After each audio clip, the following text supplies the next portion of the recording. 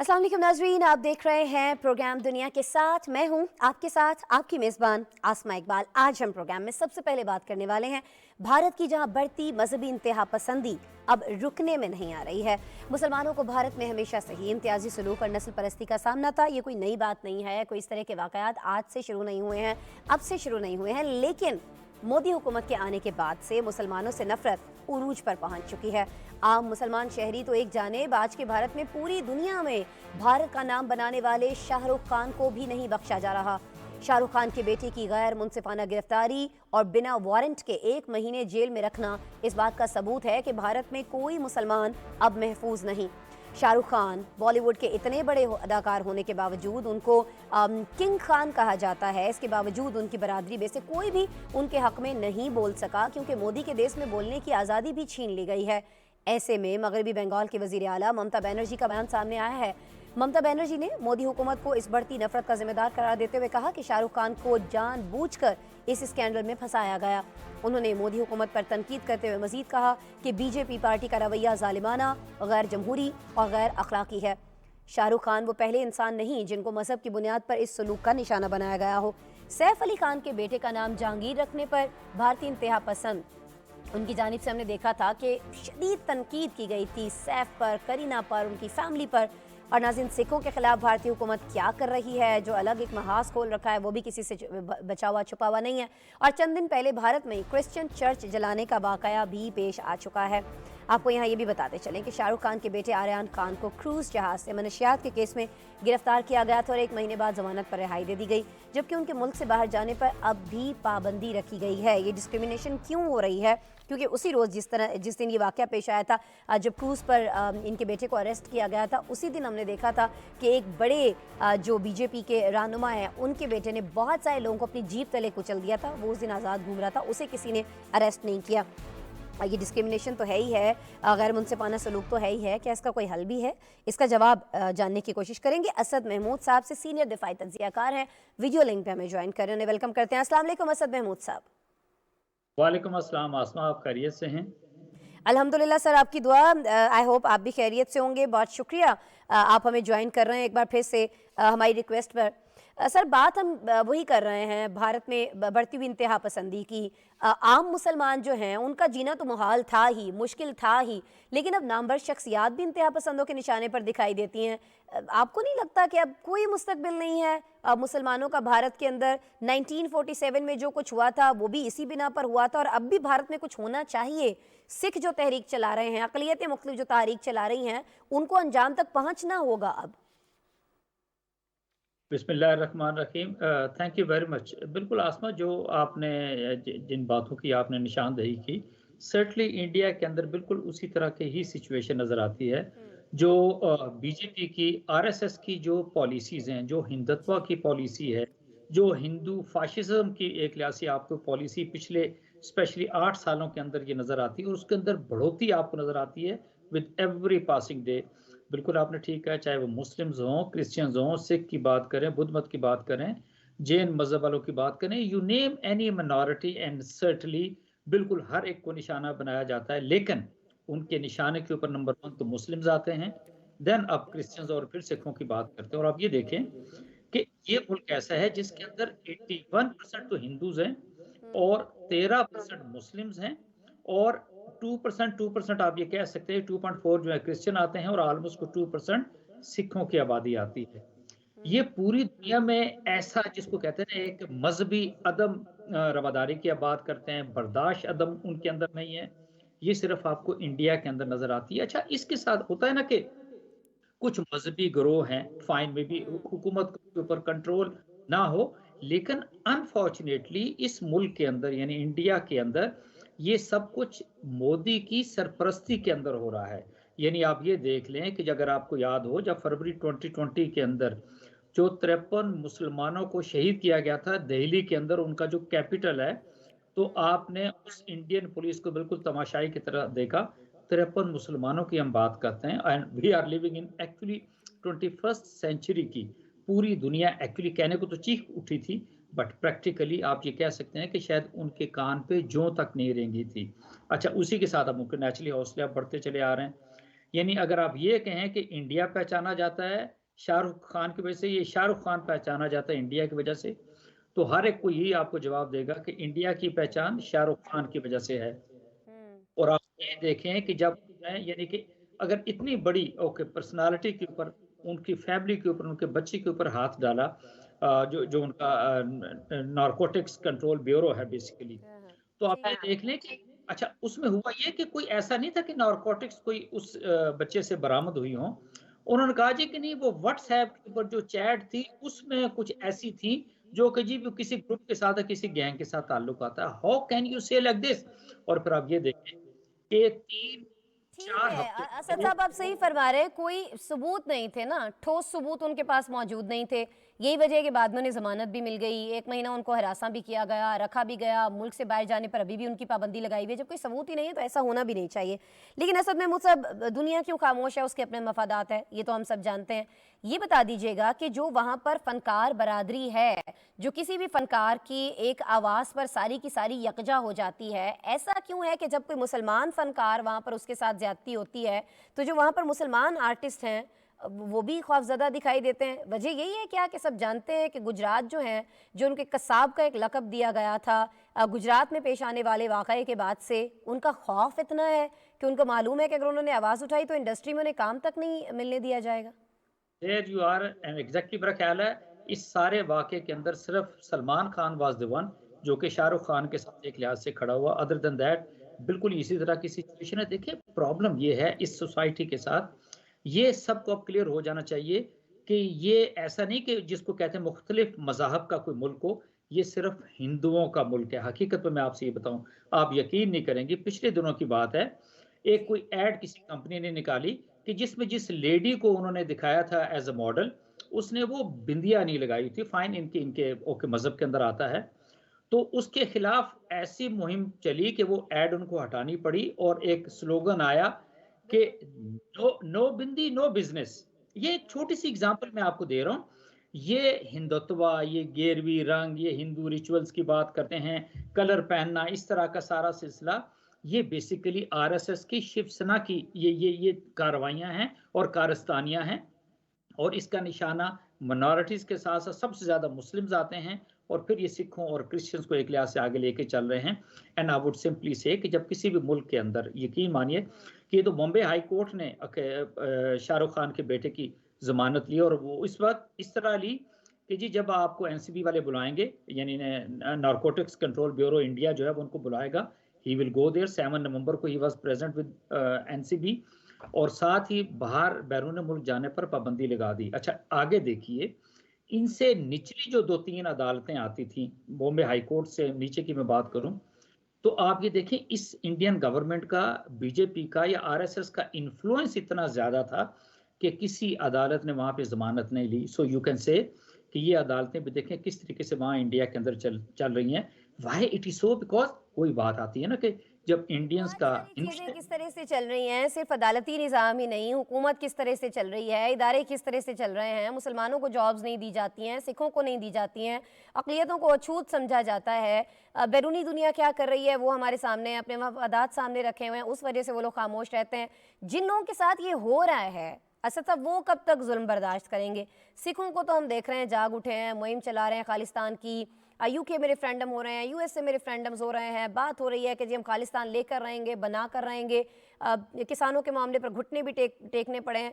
बाकी लोग कब इस तरह की कोई मुहिम चलाएंगे, तहरीक चलाएंगे? बहुत सी तहरीक का तो गला दबा दिया जाता है उनके शुरू होने से पहले ही मोदी सरकार की जानिब से। सर, मैं आसमा आपसे ये अर्ज़ करूँगा कि जहाँ पे मज़हबी इंतहा पसंदी, जुनूनियत और इंसाफ जहाँ पर जिस मुल्क के अंदर नहीं होता, हाँ। वहाँ पे इसी तरह की अफ़रा-तफ़री आपको नज़र आती है।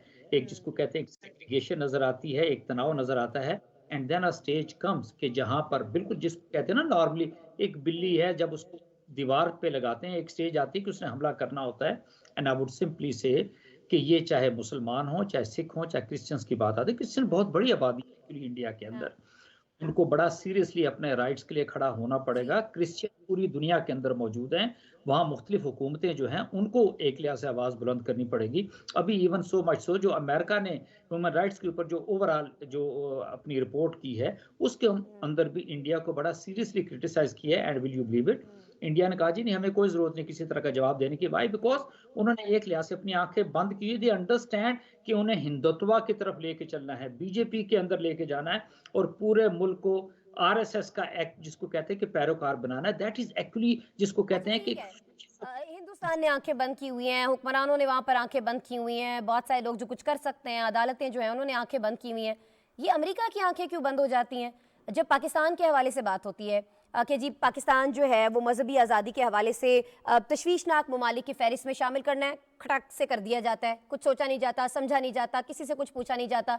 जब वहीं पर भारत को वहाँ पर शामिल करने की बात होती है, सिफारिश की जाती है, मिसालें दी जाती हैं, एग्जाम्पल्स दिए जाते हैं, सारे सबूत सामने रखे जाते हैं कि इसको भी तो शामिल करें मजहबी आज़ादी को लेकर।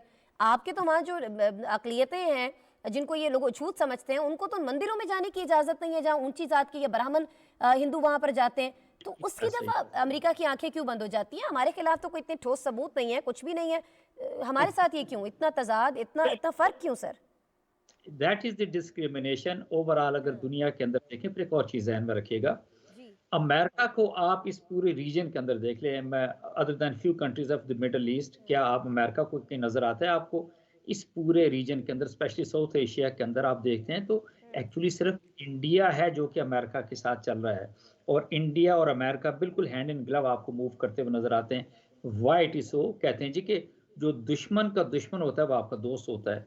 अब चाइना का प्रॉब्लम या अमेरिका का प्रॉब्लम चाइना के साथ है, चाइना की नहीं बनती ओके जी इंडिया के साथ, India is also in problematic because of the China.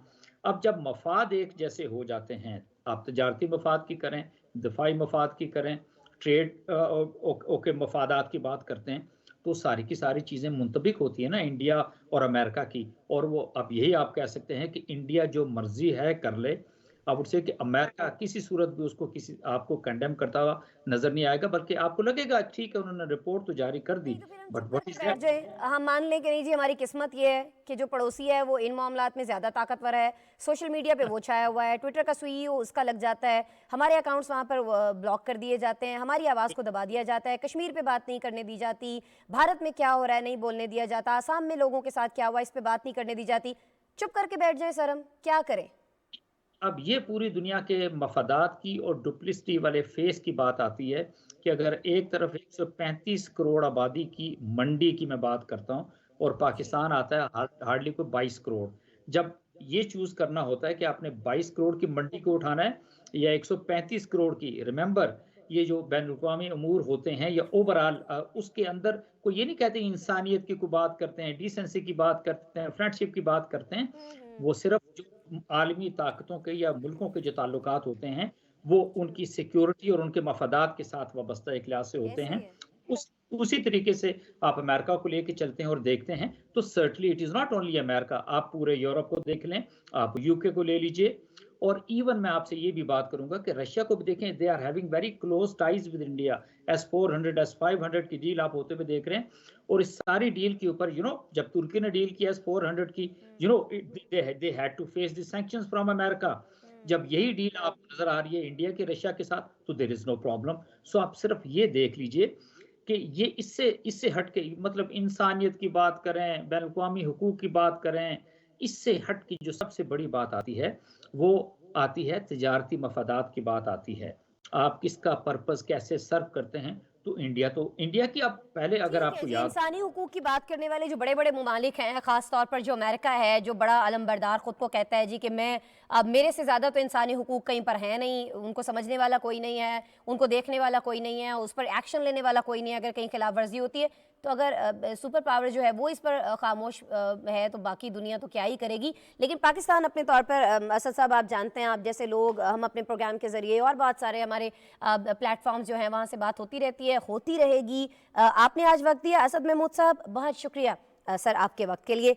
दिफाई तजियाकार Asad Mahmood साहब हमारे साथ मौजूद थे। बात हो रही थी जी भारत में जो कुछ हो रहा है मुसलमानों के साथ, इसकी एक मिसाल जो आज हमने आपके सामने रखी है वो है ममता बनर्जी ने जो एक बयान दिया है शाहरुख खान के बेटे के केस को लेकर। कोई सबूत नहीं है, कोई प्रूफ मौजूद नहीं है कि उन्होंने ये सारी चीज़ें मनशियात इस्तेमाल की नहीं की, लेकिन ये व्हाट्सएप मैसेजेस कुछ उनके मिल गए थे, इसलिए उनको पूरा 1 महीना जो वो कैद में रखा गया, पूरे उनके ख़ानदान की तस्लील की गई और उसके बाद क्या हुआ, अब उनके बाहर किसी भी मुल्क में जाने पर पाबंदी भी आयद कर दी गई। कोई सबूत तो ढूंढ लेते हैं आप इस सारे वक्त के अंदर, फिर ये सारी चीज़ें करते। लेकिन क्या कहा जाए कि उनके हक़ में कोई उनकी अपनी बरादरी बात नहीं कर रही है, कोई फ़नकार भी नहीं बोल रहे, क्योंकि उन्हें पता है कि उन्हें इंडस्ट्री में काम मिलना जो है वो बंद हो जाएगा। इंतहा पसंद तंजीमें वहाँ पर इतनी हैं कि वो धमकियाँ देने लग जाती हैं, वो सर काटने की बात करते हैं। क्या दीपिका को धमकियाँ नहीं मिली, क्या प्रियंका को धमकियाँ नहीं मिली हैं, क्या वहाँ पे ऐश्वर्या को धमकियाँ नहीं मिली हैं? आप किसी फीमेल का नाम ले लीजिए, आप मेल एक्ट्रेस का नाम ले लीजिए, किसको छोड़ा है इंतहा पसंद हिंदुओं ने? किसी ने नहीं, किसी को नहीं माफ़ किया है। यही वजह है कि अब तमाम लोग ये चाहते हैं कि यहाँ से निकला जाए, आज़ादी हासिल की जाए। तहरीक चल रही है, एक तहरीक जिसका हम बार बार जिक्र करते हैं खालिस्तान, उसमें बड़ी जान है। अल्लाह करे कि बाकी तहरीक में भी ऐसी जान हमें देखने में मिले और फिर भारत जो है उसको कहीं ना कहीं शर्मिंदगी का सामना भी करना पड़े अपने सारे अकीये धरे के ऊपर। बहरहाल जी, एक और जगह हमें लेकर चलना है आपको जिसकी हम अक्सर बात कर रहे होते हैं। बात इसलिए कर रहे होते हैं कि एक तो वो हमारा पड़ोसी मुल्क है, दूसरा ये कि वो इस खत्ते में जो अमन है उसका कायम होना, उसके लिए बड़ा ज़्यादा ज़रूरी है कि इस मुल्क के अंदर अमन कायम हो। और तीसरा हम इसलिए भी इस पर बात करते हैं कि इस वक्त पूरी दुनिया में अगर कोई हॉट टॉपिक अगर किसी को कहा जाए या जहाँ पर सबसे ज़्यादा तवज्जो दिए जाने की ज़रूरत है तो ये वो मुल्क है। जी आप समझ चुके हैं, मैं बात कर रही हूँ पड़ोसी मुल्क अफ़गानिस्तान की, जहाँ ग़िज़ाई किल्लत इतनी बढ़ चुकी है नाज़रीन के बच्चे माओ की गोद से मौत की आगोश को जा रहे हैं। काबुल का नूरी अस्पताल, इसके माहिर अमराज़ नस्वा के मुताबिक ग़िज़ाई किल्लत का शिकार माएँ, यानी वो माएँ जिन्हें खाने को नहीं मिल रहा है, पीने को नहीं मिल रहा है, बच्चों को दूध पिलाने से कासिर हैं। और बहुत सारे तल्ख़ हक़ाइक़ सामने आ रहे हैं कि पिछले 2 हफ्तों में ग़िज़ाई किल्लत ने 5 नौमालूद बच्चों की जान ले ली है। जी हाँ, बच्चे पैदा हुए, दुनिया में उन्होंने आँख खोली, लेकिन उसके बाद सांस कैसे लेना है, आगे कैसे चलना है, जो उनको खुराक चाहिए वो अवेलेबल नहीं थी, वो मौजूद नहीं थी। इस वजह से ये बच्चे वापस चले गए जी इस जहान से। अब अफ़गानिस्तान के जो साबिक़ हुक्मरान हैं तालिबान हुकूमत के साथ मिलकर दरपेश मसाइल का हल तलाश करने में मसरूफ़ हैं। साबिक़ सदर हामिद कारज़ई ने तालिबान को अपना भाई करार दे दिया है और कहा कि उन्होंने अफ़गानिस्तान के नए हुक्मरानों के साथ कई तामीरी मुज़ाकरात किए हैं जिनमें मुल्क को दरपेश कई मसाइल पर बातचीत हुई है। हम अपने नाज़रीन को यहाँ ये भी बताते चलें कि अफ़गानिस्तान हुकूमत की जानिब से अहम पेशरफ़्त ये भी सामने आई है कि तालिबान हुकूमत ने ख़वातीन के हुकूक़ के हवाले से हुक्मनामा जारी किया है, जिसमें वाज़ेह हिदायत की गई है कि ख़वातीन को जायदाद में हिस्सा दिया जाए और उनकी शादी ज़बरदस्ती की बजाय उनकी रजामंदी से करवाई जाए। अफ़गानिस्तान की मुश्किलात और इसमें होने वाली पेशरफ़्त पर तज्ज़िया देते हैं कोई और नहीं बल्कि माहिर अफ़गान उमूर सुमैरा खान साहिबा हमारे साथ लाइन पर मौजूद होंगी। उनसे हम बात करेंगे। बड़ी गहरी निगाह रखती हैं, अक्सर हमें सूरत हाल से आगाह करती रहती हैं। वादा उन्होंने ये भी किया था कि जब वो अफ़गानिस्तान जाएंगी वहाँ ख़ुद सूरत हाल देखेंगी तब हमें आगाह भी करेंगी। अब पूछ लेते हैं उनका अफ़गानिस्तान जाना हुआ है, नहीं जाना हुआ है, वहाँ से क्या उनके पास इत्तलात आ रही हैं, क्या मालूमात आ रही हैं। ये कुछ हम आपको बाज़ार के मनाजिर दिखा रहे हैं, लेकिन ये बाज़ारों में मार्केटों में आपको वो लोग दिखाई दे रहे हैं अफ़गानिस्तान में जो थोड़े खुशहाल हैं, जिनके पास कुछ ना कुछ मौजूद है, जो खर्च कर सकते हैं, कुछ ख़रीद सकते हैं। लेकिन दूसरी जानिब मैं चाहूँगी कि हम आपको वो भी कुछ मनाजिर ऐसे दिखा सकें जहाँ पर बच्चे जो हैं दूध के लिए बिलख रहे हैं, हामिला माएँ जो हैं वो अपने पेट में बच्चे मौजूद होने के बावजूद ना तो उन्हें खुद खुराक मिल रही है, ना अपने पेट में जो बच्चा है उनके पास उसको कोई खुराक मिल रही है। ये है जी वो मनाजिर। धूप जब बिल्कुल सर जलाने लगती है, जिस्म जलाने लगती है, तब भी इनके पास कोई साया कोई साहिबान नहीं है। रात ढलने लगती है, सर्दी बहुत ज़्यादा बढ़ने लगती है, तब भी कोई नहीं है। ये कुछ हॉस्पिटल्स के मनाजिर हम आपको दिखा रहे हैं जहाँ इन बच्चों को इंक्यूबेटर्स में रखा गया है, इंतहाई निगहदाश्त के यूनिट में रखा गया है, ICU में रखा गया है। लेकिन कुछ बच्चे ऐसे हैं जिनको कोई जगह, कोई जाए पनाह जिनके लिए नहीं है। होता क्या है, बच्चे पैदा हो रहे हैं, 4 से 5 दिन तक वो सर्वाइव करते हैं खुराक के बगैर। कितने दिन कोई सर्वाइव कर सकता है? छोटे बच्चे बहुत सारे तो ऐसे भी हैं जो बिल्कुल दुनिया में आते ही दम तोड़ रहे हैं। क्यों दम तोड़ रहे हैं? क्योंकि एक तो उनकी माएँ जो हामला थी जिस वक्त उनको कुछ खाने को नहीं मिला, बच्चा जो पैदा हो रहा है वो वीक हो रहा है, बहुत सारे तिब्बी मसाइल के साथ पैदा हो रहा है। फिर उसके बाद होता क्या है, अगर वो दुनिया में आ जाता है ना उसकी माँ के पास कुछ खाने के लिए कि वो खुद खा के उसको दूध पिला सके, और न ही कुछ ऐसा है कोई डब्बे वाला दूध मौजूद है, कोई और चीज़ मौजूद है जो उस बच्चे को देके उसकी ज़िंदगी बचाई जा सके। तो नाज़रीन आप सोचिए कि सूरत हाल कितनी गंभीर हो चुकी है, कितनी ख़तरनाक सूरत हाल इख्तियार कर चुकी है। अब ये सारा जो कुछ अफ़गानिस्तान के अंदर हुआ है, ज़िम्मेदार इसका कौन है कौन नहीं है, इस पर बहुत ज़्यादा बात हो रही है। लेकिन मेरे ख्याल में इससे ज़्यादा बात इस पर होनी चाहिए कि अब जो हो गया सो हो गया, अब करना क्या है। हामिद कारज़ई अब ये कह रहे हैं कि जी मैं राबते में हूँ, मैं मिलकर बहुत सारी प्लानिंग कर रहा हूँ, मैं बहुत सारी चीज़ें सही करने की कोशिश कर रहा हूँ, लेकिन प्लानिंग्स होती हैं, लेकिन प्लानिंग्स पर अमल दरामद करने के लिए फंड्स भी दरकार होते हैं ना। आप क्या प्लानिंग करते हैं? आप प्लानिंग ये करते हैं कि जी लोगों को, जो लोग बेघर हो गए हैं जंग की वजह से, उनको रिहाइश कहाँ से दी जाए, उसके लिए भी आपको फंड्स चाहिए। वो लोग जिनके पास खुराक नहीं है, उनको खुराक कहाँ से दी जाए, उसके लिए भी आपको फंड्स चाहिए। ये बच्चे जो रोज़ाना मर रहे हैं, इनकी जानें कैसे बचाई जाएँ, अस्पतालों के अंदर कैसे सूरत हाल बेहतर की जाए, उसके लिए भी आपको फंड्स चाहिए। बहुत सारे लोग जो जॉब्स पर नहीं हैं, जिनके पास कोई बिजनेस नहीं है, उनकी उनकी हेल्प कैसे की जाए, इंफ्रास्ट्रक्चर को कैसे बेहतर किया जाए, तालीमी इदारों को कैसे चलाया जाए, पानी पीने का जो है वो किस तरह से सप्लाई किया जाए, लोगों को शेल्टर किस तरह से दिया जाए, ये सारी चीज़ें फंड्स मांगती हैं। फंड्स कहाँ हैं जी? फंड्स अमेरिका ने मुंजमद कर रखे हैं। अमेरिका ने क्यों मुंजमद कर रखे हैं? क्योंकि जी अफगान तालिबान हुकूमत जो है उनकी शराइत नहीं मान रही है। अफगान तालिबान हुकूमत का ये कहना है कि आप हमें कुछ वक्त दें। अमेरिका ये कहते हैं ठीक है, आपने जितना वक्त लेना ले लें, पहले इन शराइत पर आप अमल दरामद करें, उसके बाद हम आपको फंड्स जो है देंगे। अच्छा, जो एक इमदादी फ़ंड होता है, जो किसी भी रिलीफ प्रोग्राम के लिए होता है, कल हमने आपको प्रोग्राम में आगाह किया था कि वर्ल्ड बैंक ने कह दिया है कि ठीक है जी, वो वाला फ़ंड तो दे दिया जाए ना, जो डोनर्स हैं बड़े बड़े दुनिया के, वो तो देने दें, लेकिन अब मसला क्या है? मसला ये है कि उसमें सबसे बड़ा डोनर जो है वो कौन है? वो डोनर है जी अमेरिका। अब अमेरिका ये कहता है कि जी मेरी शराइत मानो तब मैं ये फंड्स दूंगा, मुझे तो तालिबान हुकूमत पे एतबार ही नहीं है, मैं ये फंड्स इनको कैसे दे दूं, मैं इनको ये फंड्स दूंगा, ये तो अपने मकासद के लिए इस्तेमाल करेंगे। जो भी उसको अमेरिका को लगता है दहशतगर्दी है या और से जुड़ी हुई कोई चीज़ें हैं या अमेरिका के खिलाफ कोई प्लानिंग करना है, वो उसके लिए इस्तेमाल करेंगे, वो तो उन लोगों तक पहुंचेगा नहीं। अब वर्ल्ड बैंक कह रहा है, दीगर इदारे कह रहे हैं, दीगर डोनर्स कह रहे हैं कि जी हम उन लोगों से रब्ता कर लेते हैं, कुछ ऐसी तंजीमों को ये पैसा दे देते हैं जो ये पैसा मुस्तहिक लोगों तक पहुँचाएं। इस पर भी अमेरिका नहीं मान रहा है। अमेरिका क्या चाह रहा है और जो अमेरिका चाह रहा है उससे मजीद और कितनी तबाही हो सकती है अफगानिस्तान में, ये सारी बातें हम जानेंगे जी। फाइनली हमें ज्वाइन कर रही हैं जी सुमेरा खान साहिबा, माहिर हैं अफगान उमूर की, अक्सर हमारे साथ मौजूद रहती हैं। आज भी मेरी रिक्वेस्ट पे वक्त निकाली उनसे बात करते हैं। अस्सलाम वालेकुम सुमेरा खान। सुमेरा, अब तक आवाज़ आ रही है मेरी? Thank you Asma for inviting. कैसी हैं आप? ठीक है जी खैरियत से। सुमेरा, आप तक आवाज़ अगर क्लियर है, मुझे पहले तो ये बताइएगा, आपने लास्ट टाइम जब आपसे बात हुई थी, आपने कहा था कि अगर आपका अफ़गानिस्तान का कोई विज़िट होता है, आप हमें वहाँ के सूरत हाल से आगाह करेंगी, तो उस विज़िट बारे में मुझे बताइएगा, कोई विज़िट आपका हुआ नहीं हुआ।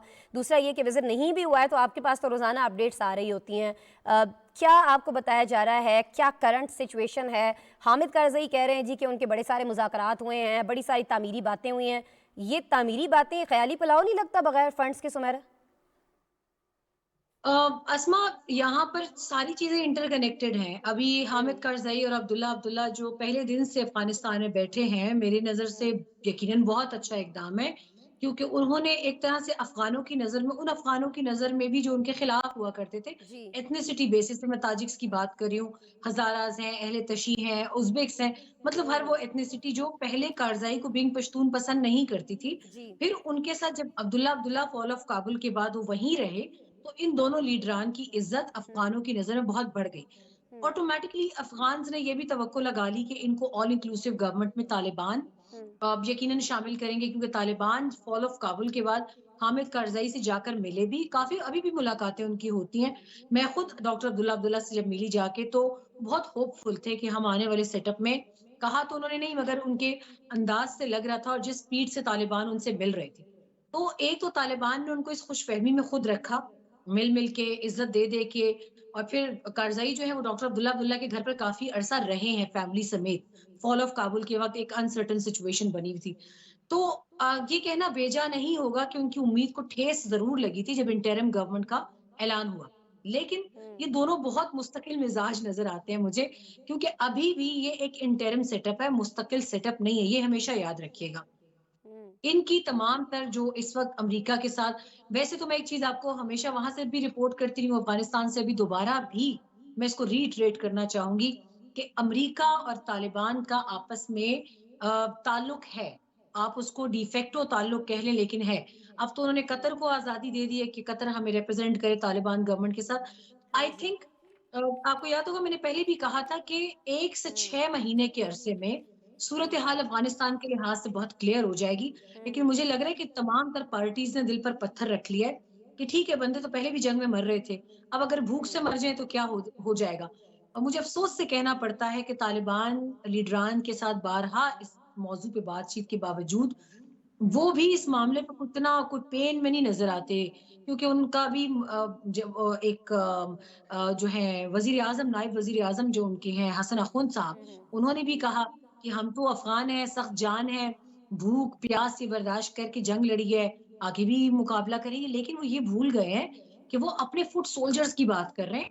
हम बात कर रहे हैं उस अफ़गान नस्ल की जो पिछले 20 साल में अगर बहुत आसाइशें ना भी कहें तो सेफली वो एक बड़े आज़ाद एनवायरनमेंट में पले-बड़े हैं। हुँ, उनको हुँ, रोटी मुहैया है। तो उनके ऊपर ये ज़ुल्म क्यों किया जा रहा है सिर्फ़ अमेरिका के साथ अपने एक खामोश, एक साइलेंट मुआहिदे के लिए? कतर भी खामोश है, तुर्की भी खामोश है, ले दे के पाकिस्तान रह जाता है। तो पाकिस्तान के ऊपर इतना दबाव डाल दिया गया है क्योंकि अफ़गान इंटरनेशनल जो डियास्पोरा है, उनकी तो हुँ, एक ही डिमांड है। उनको कोई हुँ, कंसर्न नहीं है कि अफ़गानी कितने मर रहे हैं, कितनी बच्चे मर रहे हैं, कितनी औरतें मर रही हैं, खाना ना मिलने की वज़ह से। वो बस एक ही नारा लगा रहे हैं, फ़ॉरेन फंडिंग जमा कर रहे हैं वहाँ पे कि free Afghanistan. Free Afghanistan from whom? ये वो नहीं बताते। मतलब हुँ, अभी भी वो किसी और गैबी ताकत की उम्मीद में है, किसी और सुपर पावर की उम्मीद लगाए बैठे हैं कि हुँ, कोई आए, डॉलरों की बारिश करे अफ़गानिस्तान पे, ठीक उसके है। बाद हम तो दिस अरे इज़ सूरत-ए-हाल इट्स अ बहुत वेरी बुरी दिखाई दे रही है ना, खुराक को अनप्रेसिडेंटेड लेकर, शेल्टर को लेकर। लेकिन जो लोग इस सारे माशी बदहाली की वजह से अस्पताल पहुंच जाते हैं, बहुत सारे लोग तो पहुंच ही नहीं पा रहे हैं ना सुमेरा। बच्चे मर रहे हैं, ख़वातीन की डेथ्स हो रही हैं, बच्चों को बाहर जन्म दे रही हैं हॉस्पिटल से। जो लोग हॉस्पिटल पहुंच जाते हैं, हॉस्पिटल्स के अंदर क्या है, हॉस्पिटल्स के अंदर वो डॉक्टर्स हैं जिनको तनख्वाहें नहीं दी जा रही हैं। बहुत जल्द बहुत सारे डॉक्टर्स कह रहे हैं कि वो काम करना छोड़ देंगे। फंड्स नहीं होंगे, अस्पताल किस तरह से चलेंगे? क्या इसके लिए कोई लाहा अमल अपनाया जा रहा है? ठीक है, बाहर से कोई मदद नहीं आ रही है, कोई अपने वसाइल कुछ ऐसा मौजूद है अफ़गानिस्तान के अंदर जिस पर तालिबान अभी फ़ौरी तौर पर गौर करें और उसको लेकर कहीं न कहीं मामलात चलाए जाएँ, कुछ है? अस्मा अभी तक शायद वही मेकशिफ्ट अरेंजमेंट के ऊपर सारा मामला चल रहा है। इनके ड्राई पोर्ट्स हैं जैसे तखार, हुँ, कुंदूज के ड्राई पोर्ट्स हैं। इसी तरह निमरोज़ दिलाराम ज़रंज रोड जो इंडिया ने बना कर दी है हुँ, हुँ, अफ़गानिस्तान में जिसको कहा जाता था कि गवादर का तोड़ बनाया जा रहा है चाबहार पोर्ट के हिसाब हुँ, से। वो आपने उसकी हिस्ट्री भी पढ़ रखी होगी। लेपिस लज़ूली जो कॉरिडोर है वो बनाया गया था। कि एक अल्टरनेट रूट बनाया जाए कि पाकिस्तान के ऊपर डिपेंडेंसी कम हो अशरफ गनी और किसी आखिरी वक्त शायद हामिद करज़ाई रिजीम का जब ये बिल्कुल, बिल्कुल। फाइनलाइज हुई थी डील्स वगैरह तो वहां से जितनी अभी इनकम और रेवेन्यू आ रहा है मेरा ख्याल है $22 मिलियन की एस्टिमेटेड रेवेन्यू अफगानिस्तान और ईरान की होती है महाना if I am not wrong probably I am not wrong ये तमाम तर रेवेन्यू तो आ रहा है मैं अभी हुँ, कल भी हम एक एम्बेसी में इसी के ऊपर हमारा लेक्चर था मैं यही बात करी थी कि यकीनन वो रेवेन्यू आ रहा होगा क्योंकि जब निमरोज का जरंज जो कैपिटल है निमरोज सूबे का वो जी। फॉलो उसका फॉल हुआ था 6 अगस्त को। 6 हुँ, अगस्त से अब तक बहुत रेवेन्यू आना चाहिए टेक्निकली तालिबान के पास। तो वो कहाँ गया पैसा, वो अभी तक उनसे कोई नहीं पूछ रहा। फिर तखार और कुंदूज इसके जो ड्राई पोर्ट्स हैं, यहाँ से भी मिलियंस ऑफ डॉलर्स की हुआ करती थी उज़्बेकिस्तान और ताजिकिस्तान के दोनों तरफ की दोनों तरफ की जो तिजारती गुज़रगाह है, वो भी मिलियंस ऑफ डॉलर्स की थी। आपको याद होगा जनरल अतानूर जो थे उन्होंने हुँ, फेडरल मिनिस्ट्री छोड़कर इस सूबे की गवर्नरी मांगी थी क्योंकि ये एक स्ट्रेटेजिकली एक बहुत इंपॉर्टेंट कॉरिडोर है अफगानिस्तान के लिए तो दीज आर और फिर तोरखम यू वी शुड हाँ, not forget about Torkham and अंगूर अड्डा गुलाम खान खरलाची एंड चमन स्प्रीन बोलतक ये पांचों जो अफगानिस्तान और पाकिस्तान के दरमियान गुजरगाहें हैं ये तिजारती गुजरगाहें हैं और इनके ऊपर ट्रैफिक मामूल के मुताबिक रवा दवाएं मामूल के प्लस मुताबिक है। पाकिस्तान ने अपनी एक्सपोर्ट्स कम कर दी अफगानिस्तान को हुँ, अफगानिस्तान की एक्सपोर्ट्स ज्यादा हो गई है पाकिस्तान के हुँ, अंदर हिस्ट्री में पहली मर्तबा ये हुआ है तो वी हुँ। Should be definitely asking Taliban leaders कि ये सारा रेवेन्यू कहाँ है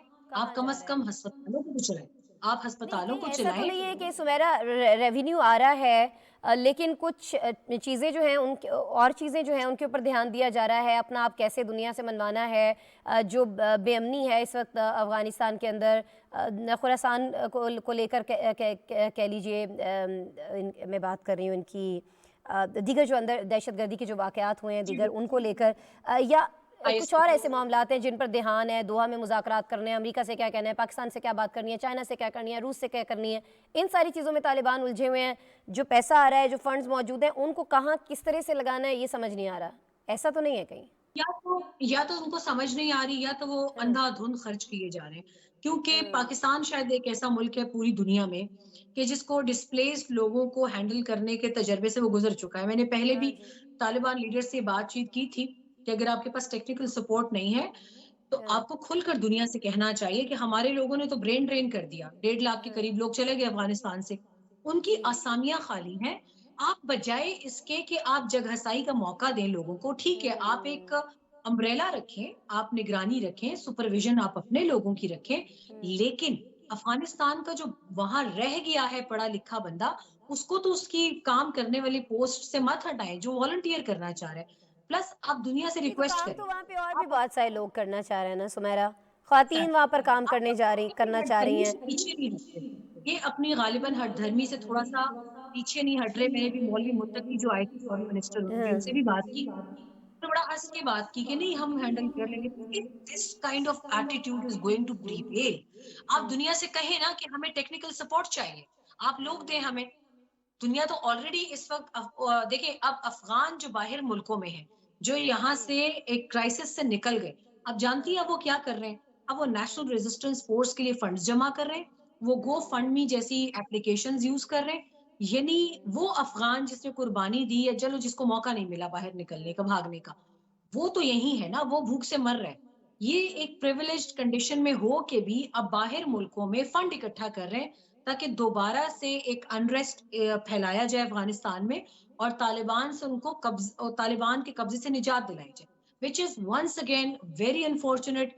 पूरी दुनिया में इस वक्त ये बात हो रही है कि अफगानिस्तान का सबसे बड़ा दुश्मन अगर ठीक कोई है, है मतलब अब तो अभी वो आप हाँ, आप ये कहना चाह रही हैं सुमेरा कि अभी बजाय इस पर कि तालिबान से कब्ज़ा छुड़ाया जाए, किसके कब्ज़े में जाए, किसके कब्ज़े में ना जाए, ठीक है, अभी जिसके कब्ज़े में भी है या जिसकी हुकूमत में भी है या जिसके भी ज़ेरे इस वक्त कब्ज़ा है, जो भी इसके लिए हम लफ्ज़ इस्तेमाल कर लें, जिसकी भी हुकूमत है, अभी उसको थोड़ा टाइम दिया जाए, लेकिन ना कि इन हालात में उसको भी हटाने की बात की जाए। तो आप ये समझती हैं कि सूरत हाल कुछ ख़राब हो सकती है, यही कहना चाह रही हैं आप? सूरत हाल आसमा बहुत खराब हो जाएगी अगर एक मर्तबा फिर पिछले दिनों नेशनल रेजिस्टेंस फोर्स के लोगों ने आईफल टावर के नीचे खड़े होके कहा कि हम इसराइल की मदद चाहते हैं ताकि तालिबान को हटाएं। तो this was totally insane for me कि ये कैसे लोग हैं कि जिनको ये परवाह नहीं है कि इन्हीं के घर वाले अफगानिस्तान में भूख से बिलक बिलक कर मर रहे हैं और वो अहमद शाह मसूद के लिए फंड्स इकट्ठे कर रहे हैं। तो जब हम ये चीजें देखते हैं फिर अभी हम देख रहे हैं दुनिया आहिस्ता-आहिस्ता आप प्रोग्राम कर रही हैं व्हिच इज अप्रिशिएबल, लेकिन आप नोट करें मीडिया पर स्क्रीन प्रेजेंस अफगान्स की कम होती जा रही है कम होती क्योंकि जा रही है, बिल्कुल। प्रोपेगेंडा और फेक न्यूज़ ऑटोमैटिकली ये वो दौर नहीं है कि जब आप एक झूठ को स्क्रीन पर थोपेंगे और वो चल जाएगा। तो ठीक है, तो अफगानिस्तान आपको से लगता है ताल्लुक कि इस सारे को जो एंटी तालिबान जो भी चीज़ें हो रही हैं, उनको कहीं न कहीं प्रो तालिबान करने के लिए आज ये जो एक बड़ा बयान सामने आया है अफ़गान तालिबान के जो अमीरुल मोमिनीन हैं मुल्ला हैबतुल्लाह खुनज़ादा, कि जी ख़वातीन को उनके राइट्स, कुछ राइट्स की जो उन्होंने बात की है, शादी को लेकर है कि जबरी तौर पर उनकी शादी नहीं की जा सकती, उनकी मर्ज़ी पूछी जाए, मर्ज़ी नहीं पूछेंगे तो जी आपको पनिश किया जाएगा, जायदाद में हिस्सा नहीं दिए जाएंगे, देंगे तो फिर भी आपको सज़ा दी जाएगी। लेकिन जो बेसिक राइट्स हैं, लड़कियों की तालीम है, लड़कियों की मुलाजमत है, मैं ये नहीं कह रही कि शादी अपनी मर्ज़ी से करना ना करना बेसिक राइट्स में नहीं है, लेकिन मैं कह रही हूँ कि जब भी फौरी तौर पर जिस पर इकदाम कुछ होने चाहिए, उनकी जॉब्स को लेकर, उनकी तालीम को लेकर, उनके दीगर हकूक़ को लेकर, उस पर तो बात नहीं हो रही अभी तक। उस पे उनका एक ही जवाब होता है आसमा के अमेरिका चला गया मगर आईएस के टी का तोहफा में दे गया ऑल ऑफ अ सडन। इतने अरसे से वो प्रेजेंस में नहीं थे, लेकिन जाने से पहले धमाके शुरू हो गए, फिर उनके जाने के बाद भी हुए। अब वो कहते हैं कि खवातीन प्राइम टारगेट है। अब कल को हमने इनको स्कूल्स में जाने की, ऑफिस में जाने की, अदालतों में बैठने की, यूनिवर्सिटी में पढ़ाने की इजाजत दे दी, तो हमारे पास तो इतनी फोर्स नहीं है कि हम हर खातून या हर बच्ची का तहफ़्फ़ुज़ करेंगे। गो के हम कोशिश पूरी करेंगे। लेकिन ये एक वैलिड पॉइंट उनका है फिर भी, जो कि शायद मैं हमेशा 6 माह का टाइम टाइम स्पैन अफ़गानिस्तान के लिए माँगती हूँ अगस्त से ऑनवर्ड्स, कि ये वक़्त उनको अभी अपने इर्द-गिर्द शायद वो अभी तक सिर्फ़ गिन रहे हैं कि हमारे दुश्मन कितने हैं। उनको ख़त्म करने में हमें कितना वक़्त लगेगा। उनका दर्द-ए-सर अभी एजुकेशन नहीं है। वो कहते हैं कोविड की वज़ह से मुत्तकी साहब ने बड़े मैं जो बात करती थी वो जवाब ठक से देते थे। तो मैंने कहा अब इतना टाइम हो गया है, तो उन्होंने कहा कि क्यों ये कोविड की वजह से जो 3 साल से बच्चे स्कूल नहीं जा रहे, तो क्या बच्चे अनपढ़ हो गए? वो भी स्कूल रिज़्यूम करें तो this this shows they are ready for every kind of discourse और डायलॉग। लेकिन ये चीज तो सॉल्व हो जाएगी। अभी आसमा, नॉट इवन एजुकेशन, मैं बहुत माजरत से कहूंगी कि इस वक्त अफगानिस्तान का मसला है भूख, दवाई, पानी। ये तीनों चीजें वहां पे नायाब होती जा रही मैं हैं। आपसे ना सुमेरा अभी खान यही इंडिया कहना को चाह रही थी कि जब मुत्तकी साहब से आपकी बात हुई थी, ठीक है, अगर वो नहीं समझते हैं कि जी तालीम पर अभी फौरी तौर पर फोकस करने की ज़रूरत है, 2 साल 3 साल कोविड की वजह से जो बच्चे स्कूल नहीं जा सकेंगे, नहीं जा सकेंगे, उनकी तालीम भी है, बाकी चीज़ें नहीं हो सकी, ख़वातीन की जॉब्स नहीं होंगी तो कोई क़यामत नहीं आ जाएगी, हम उनकी सिक्योरिटी को लेकर क्या करें, ये सारी चीज़ें तो उनके पास कोई ना कोई रीज़न है ना। लेकिन इसका तो कोई रीज़न नहीं है कि औरतें जो हैं, हामला औरतें, वो बगैर शेल्टर के बाहर बैठी हुई हों, वहाँ बच्चों को जन्म दें, उनके लिए खुराक ना हो, उनको दूध पिलाने के लिए उनकी अपनी खुराक पूरी ना हो, बच्चे पेट के अंदर मर रहे हैं, बच्चे पैदाइश के फौरन बाद मर रहे हैं, हॉस्पिटल्स में फैसिलिटीज़ नहीं है, डॉक्टर्स की सैलरीज नहीं है, इस सारी चीज़ों का तो जवाब नहीं हो सकता ना कोई भी। खैर, बहुत माजरत सुमेरा खान, मुझे ऐसा लगता है इसमें ना हमें पूरा एक प्रोग्राम करना चाहिए अफगानिस्तान पे किसी एक रोज़। No doubt. अब आसमा, बल्कि आज मुझे एक और बड़ी अजीब बात सुनने में मिली कि जी। इन्होंने अपने मेल डॉक्टर्स को भी, कुछ फुट सोल्जर्स ने तालिबान के मारा है, which is very, I think its worst coming out in current scenario. इनको तो शुक्र अदा करना चाहिए कि डॉक्टर्स अवेलेबल हैं। और ये तो कोई ऐसा लेकिन कि उनको इस इन्होंने वजह से तो नहीं मारा कि खवातीन उन्होंने मेल फीमेल डॉक्टर्स पेशेंट्स को को मारा। अटेंड किया हो, ये रीज़न थी। हाँ, एग्जैक्टली, खवातीन पेशेंट्स को ट्रीट करने वाले मेल डॉक्टर्स को आज इन्होंने कहीं कोई मारा पीटा है, व्हिच इज माय माय ठीक माय है जी, कॉलीग फ्रॉम ख्वातीन को अफगानिस्तान ट्रीट was अगर आप कर laughing। रहे हैं, अगर उनका ट्रीटमेंट कर रहे हैं, उस पर आपको मार पड़ेगी। लेकिन अगर कोई खातून बेचारी बुरके में मौजूद है, अजियत में है, तकलीफ में है, सड़क पे मर बच्चे को जाए। जन्म दे देती है, वो बच्चा भूख से मर जाता है, वो औरत भी मर जाती है, उसमें कोई इशू नहीं है। इस पे बड़ा गौर करना होगा I तालिबान को। बहरहाल सुमेरा खान साहिबा, I'm waiting to go back there and अल्लाह ताला ने चाहा तो मैं इनकी जमीन पर बैठकर, इतनी करेज अल्हम्दुलिल्लाह है मुझ में कि मैं इनकी जमीन पर बैठकर फिर इनसे अल्लाह की उस मखलूक के लिए पूछूं कि आप अल्लाह ताला का नाम लेते हैं। This it's going to be a wrong enormous example of us Muslims. Asma, बहुत अनफॉर्चुनेटली मैं ये बात कर रही हूँ कि जिन्होंने मुसलमान होने का झंडा उठा रखा है, आजकल मैं देख रही हूँ सबसे ज्यादा नाइंसाफी उन्हीं के हाथों से हो रही है। एंड अल्लाह पाक, ऐसा ही है दुआ ना। है मेरी कि अल्लाह करे। उसमें हम सब कहीं ना कहीं जिम्मेदार हैं ना, सुमेरा खान। लेकिन बहरहाल तालिबान पर भी एक भारी जिम्मेदारी आयद होती है। Let's hope for the best. जैसे आप कह रही हैं, कुछ टाइम दिया जाना चाहिए, टाइम दे के भी देख रहे हैं, अमेरिका भी देख रहा है, दीगर ममालिक भी देख रहे हैं। क्या होता है ये तो सामने आ ही जाएगा। बहरहाल आज आप हमारे साथ मौजूद थी सुमेरा, बड़ी ज़बरदस्त आपका तज्जिया जो आपने शेयर किया, हमेशा की तरह बहुत शुक्रिया सुमेरा खान आपके वक्त के लिए। माहिर है जी अफ़गान उमूर की, हमसे बात कर रही थी अफ़गानिस्तान के हवाले से। और अब हमें इसी प्रोग्राम में बात करनी है ऑस्ट्रेलिया के हवाले से। अगर आपने हमारा आज से 2-3 रोज़ पहले का एक प्रोग्राम देखा है तो हमने इसी प्रोग्राम में ऑस्ट्रेलिया के हवाले से खबर ये शामिल की थी इस कॉन्टिनेंट से कि ऑस्ट्रेलिया के अंदर हर 3 में से 1 रुकने पार्लियामेंट जो है वो कहीं ना कहीं जिनसी इस्तेहसाल का शिकार हो रही है। एक बड़ी रिपोर्ट सामने आई थी जिस पर ऑस्ट्रेलिया के वज़ीर आज़म जो उन्होंने भी कहा था कि बड़ी तशवीशनाक और अफसोसनाक सूरत हाल है। लेकिन आज हमें बात करनी है ऑस्ट्रेलिया से सामने आने वाले एक और जिनसी बदसलूकी के केस की। हरासानी के इल्ज़ामात के बायस ऑस्ट्रेलवी वज़ीर बराए तालीम व नौजवानान जो हैं वो माजूल हो गए हैं। हरासानी के इल्ज़ामात के बायस ऑस्ट्रेलवी वज़ीर बराए तालीम व नौजवानान एलन ओहदे से माजूल हुए हैं। ऑस्ट्रेलवी वज़ीर तालीम पर साबिक हुकूमती मुलाजिमा ने हरासानी का इल्ज़ाम लगाया था। मिलर नामी खातून के मुताबिक एलन टज ने 2017 में उन्हें नफ्सियाती और जिस्मानी तौर पर हरासा किया था। खातून, आपको बताएं कि उस वक्त जब ये वाक़या उनके साथ हुआ था, एलन की मीडिया एडवाइज़र थी और दोनों के दरमियान ताल्लुकात थे। मिलर ने इतराफ़ किया कि उनके दरमियान ताल्लुकात ज़हनी और जिस्मानी इस्तेहसाल पर मबनी रहे और वो ताकत के बाइस गैर मुतवाज़िन भी थे। खातून के इल्ज़ामात के कुछ ही घंटों के बाद ऑस्ट्रेलियाई वज़ीर आज़म स्कॉट मॉरिसन ने पार्लियामेंट को बताया कि एलन टज मुस्तफ़ी होने पर राज़ी हो गए हैं और इल्ज़ामात की तहकीकात के लिए आज़ादाना और शफाफ तरीक़ाकार अपनाया जाएगा। मिलर के वकील ने भी वज़ीर आज़म के ऐलानात का खैर मकदम किया है, लेकिन उनका कहना यह था कि मौजूदा निज़ाम नहीं आज़ाद है, ना ही शफाफ है। ताहम उनके मौक़िल इल्ज़ामात की तहकीक करने वालों के साथ मुकम्मल ताउन करेंगी। माजूल ऑस्ट्रेलवी वज़ीर ने तमाम इल्ज़ामात की तरदीद की है और कहा कि वो अपने ऊपर लगाए गए तमाम इल्ज़ामात को मुकम्मल और कतई तौर पर मुस्तरद करते हैं। नाज़रीन, गुज़श्ता दिनों जैसे कि मैंने आपको पहले भी बताया कि ऑस्ट्रेलवी पार्लियामेंट में जिनसी हरासगी की तहकीकात करने वाले कमीशन ने इंकशाफ किया था कि पार्लियामेंट में काम करने वाले हर तीसरे स्टाफ मेंबर को अरकान पार्लियामेंट के हाथों रसानी का सामना करना पड़ता है। उस रोज़ जब ये खबर सामने आई थी, हमने रब्ता किया था जी खालिद भट्टी साहब से। इंतहाई सीनियर मोतबर सहाफ़ी हैं ऑस्ट्रेलिया से, इनका ऑस्ट्रेलिया में मौजूद हैं, वीडियो लिंक पर हमें ज्वाइन कर रहे हैं। एक बार फिर से हमारी रिक्वेस्ट पर उन्हें वेलकम करते हैं। अस्सलाम वालेकुम खालिद भट्टी साहब। खालिद भट्टी साहब हैं लाइन पे? अच्छा जी, कोशिश करते हैं। आ गए हैं जी। अस्सलाम वालेकुम खालिद साहब। जी, वालेकुम सलाम। Thank you so much for inviting me Asma. Sorry थोड़ी टेक्निकल इश्यूज़ की वजह से शायद कुछ आपको ट्रबल हुई है, accept my apologies for that. नहीं जी, ज़बरदस्त आपका वीडियो आ रहा है और आपने जो कलर पहना हुआ है वाइब्रेंट सा, उसकी वजह से भी शायद बड़ा ज़बरदस्त आ रहा है। बहरहाल खालिद भट्टी साहब, आज जो एक और वाकया हुआ है, उस दिन मैं आपसे पूछ रही थी ये पार्लियामेंट के हवाले से जो एक रिपोर्ट आई थी कि मुझे बताएं बताएं बताएं कि जी ऑस्ट्रेलिया में क्या हो रहा है। आपने वज़ीर आज़म के हवाले से बात की थी। आज तो ये जो ऑस्ट्रेलवी वज़ीर हैं, इनका इस्तीफ़ा भी ले लिया गया। फिर अब ये भी कहा जा रहा है कि मुकम्मल तहकीकात होंगी, इनको पनिश भी किया जाएगा, क्योंकि सिर्फ मुस्तफ़ी हो जाना तो कोई पनिशमेंट नहीं है ना। पहले मैं ज़रा चाहूँगी खालिद भट्टी कि आप तक क्या इत्तलात पहुँची हैं, क्या वाक़या है, कौन सच्चा कौन झूठा, इसका फैसला तो खैर कोर्ट ही कर देगी। आप तक जो मालूमात हैं आपके पास, वो शेयर कर लें अगर ज़रा पहले। Asma, first of all thank you so much for inviting in your show. बिल्कुल आपकी बात ठीक है जी, ये ऐसा वाक़या हुआ है, यानी कि इस्तीफ़ा दिया जिन वज़ीर की आप बात कर रही हैं। Asma, I will try my level best कि जो कि आप ऑस्ट्रेलिया के हवाले से बात कर रही हैं, मैं अपनी कन्वर्सेशन को ऑस्ट्रेलिया तक स्टिक ही रखूँ। प्लीज़ लेकिन please, it's a humble request. Give me some leeway in case के ऑडियंस को थोड़ा समझाने के लिए थोड़ा-सा मुझे अगर प्लीज़। कुछ और मिसाल करना पड़े तो। अच्छा, सबसे पहले ये कि आपने अपने इंट्रो में बता दिया है कि नफसियाती तौर पर हरासा किया, मीडिया एडवाइज़र थीं और उनका कहना है कि ताल्लुकात ज़हनी और जिस्मानी इस्तिसाल पर मबनी थे और जो हाँ। माज़ूल वज़ीर हैं, उन्होंने इस चीज़ से बिल्कुल डिनाई कर दिया है। अब बात are innocent until unless you are proven guilty.